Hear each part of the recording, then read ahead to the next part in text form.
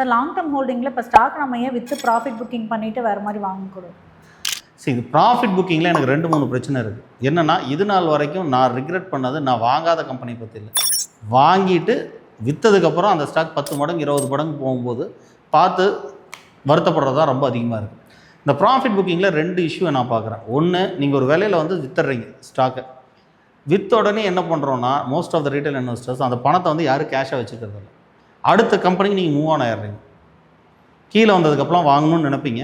ஆனால் கீழே வரும்போது நீங்கள் அடுத்து வாங்கின ஸ்டாக் வந்து வேறு எதுலேயே லாக் ஆகிக்கும், அதுவும் கீழே வந்துருக்கும்.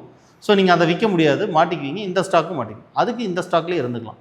ஒரு ஹை ப்ராஃபிட் க்ரோத் இருக்கிற கம்பெனிங்கிறது பார்த்திங்கன்னா சாதாரணமாக 8 to 10 வருஷம் ஹை க்ரோத் இருக்கும்.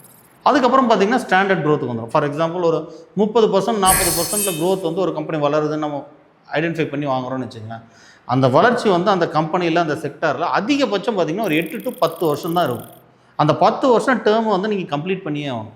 அதுக்கு முன்னாடி அந்த ஸ்டாக்கில் 2-3 தடவைனாச்சும் நீங்கள் ஃபாலோ எதிர்பார்ப்பீங்க. ஏன்னா 30% வளரும்போது என்ன ஆகுனா, கம்பெனி ஒரு புல் மார்க்கெட்டில் இருக்கும்போது என்ன ஆகுனா, மார்க்கெட் வந்து அதை ஓவர் வேல்யூ பண்ணிடுவாங்க. ஒரு 40 PE ட்ரேட் ஆகிட்டு இருக்கிற வேண்டிய ஸ்டாக்கை 120 PE 130 PE கொண்டு போயிடுவாங்க.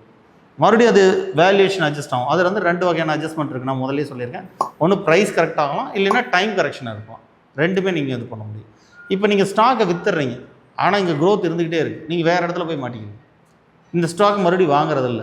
அப்போ என்ன ஆகும், நீங்கள் வந்து 100 ரூபாய்க்கு வாங்கி ஒரு ஸ்டாக் 200 250 ரூபா நீங்கள் விற்றுட்டீங்க. திரும்ப நீங்கள் வேறு கம்பெனிக்கு போயிட்டீங்க. இந்த ஸ்டாக் மறுபடியும் ப்ரைஸ் கரெக்ஷன் ஆகி ஒரு 200 ரூபாய்க்கு வந்துருச்சு, இல்லை 190 ரூபாய்க்கு வந்துருச்சு. திரும்ப நீங்கள் வாங்குறதில்ல.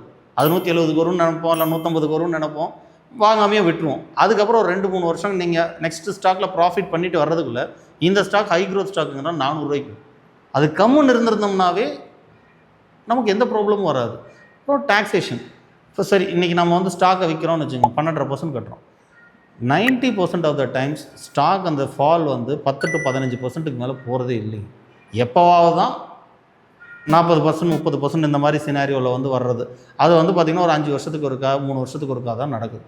இந்த இடத்துல என்ன ஆகும்னு பார்த்திங்கன்னா, நாம் 100 ரூபாய்க்கு அந்த 200 ரூபாய்க்கு அந்த ஸ்டாக்கை விற்று 12% டேக்ஸை கட்டிட்டு மறுபடியும் கீழே வந்து வாங்குறதும் அதே இதுதான். அதில் எந்த இதுவுமே இல்லை. ஒரு வெறும் வாலட்டாலிட்டி நீங்கள் டாலரேட் பண்ணிக்கும் போது டேக்ஸ் வராதுன்னு நினச்சிக்கலாம். இதனால தான் நாங்கள் வந்து ப்ராஃபிட் புக்கிங் வந்து ரெக்கமெண்ட் பண்ணுறதே கிடையாது. வாங்குறதுக்கு முன்னாடி நீங்கள் 100 தடவை யோசிங்க. நல்ல கம்பெனியாக யோசிங்க, 100 தடவை யோசிங்க, 200 தடவை யோசிங்க. ஆனால் வாங்கிட்டிங்கன்னா அந்த ஸ்டாக் வந்து ஹோல்ட் பண்ணணும் 10 வருஷம்னாச்சு அட்லீஸ்ட்.